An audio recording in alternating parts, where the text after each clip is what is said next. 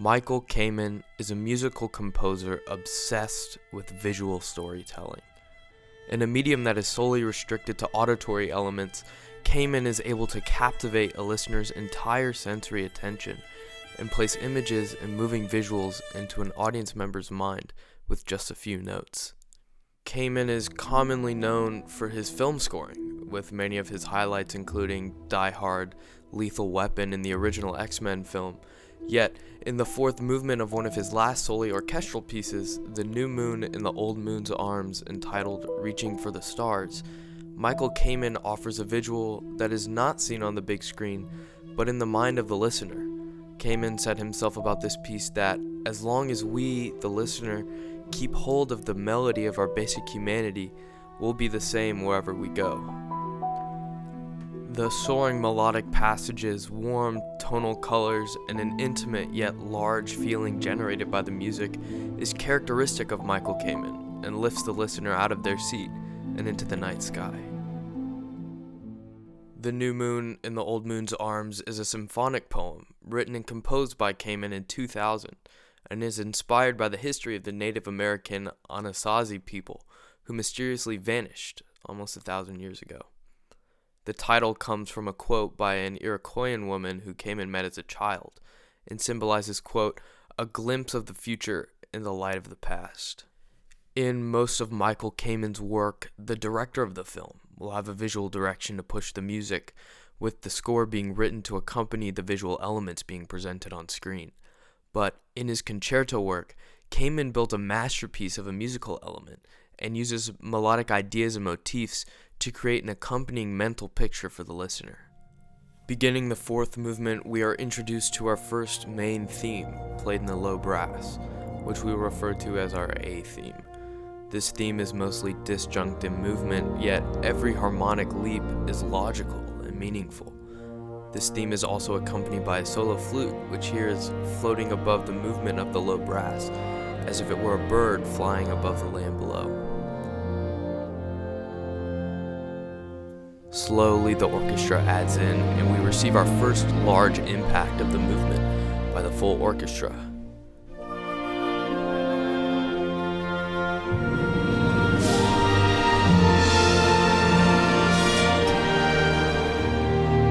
Which then slowly resolves and fades away. In the first minute of the piece, we are already taken through an entire melodic cadence, and a visual journey indicative of Kamen's musical works. After this, we are introduced to the B theme, played by the oboe with harp and string accompaniment. Theme B is a hero's theme, similar to something Kamen might have written for a main character in one of his movies, say John McClane from Die Hard. But here, it is a theme for the audience. It's a theme signifying the parting of ways between the listener and the piece as it comes to a conclusion. The melody is disjunct, yet consonant, and moves in thirds and in stepwise motion. The melody is then passed from the oboe to the flute, then the French horn, and finally the string section, with various sextuplet and 16th note figures being played by the woodwinds. This movement between soloists and instrument families is like a character introduction sequence in a movie, similar to meeting different members of an Indian tribe, until finally being introduced to the entire nation.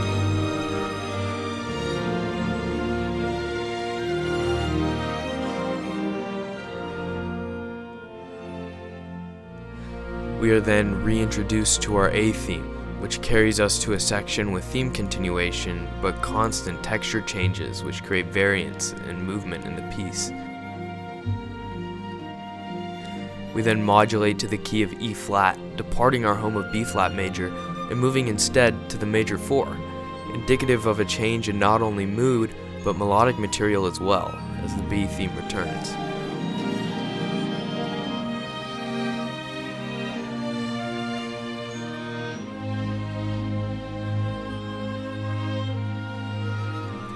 The melodic material thins out, leaving us only with our solo flute and a solo cello in a cadenza-like section.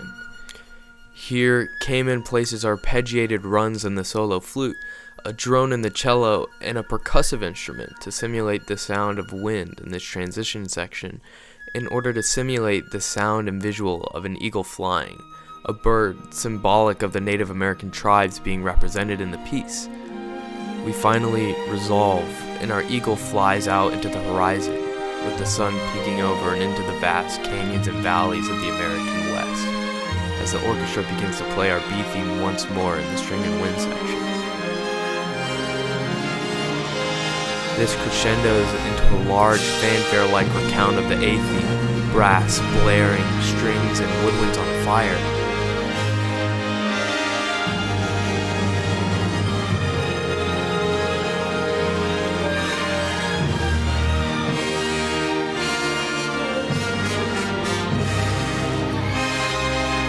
Until suddenly,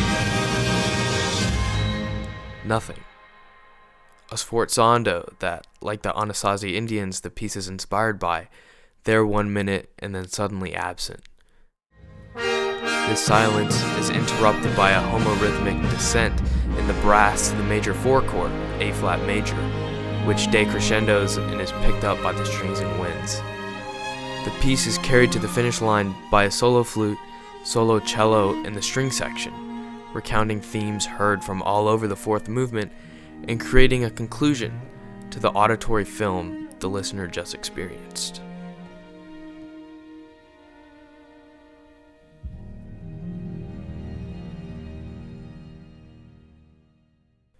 While Michael Kamen's other work has garnered lots of media attention and recognition, receiving 3 Grammy Awards and 2 Academy Award nominations, The New Moon in the Old Moon's Arms is one of his largely unknown pieces that has little to no reviews online.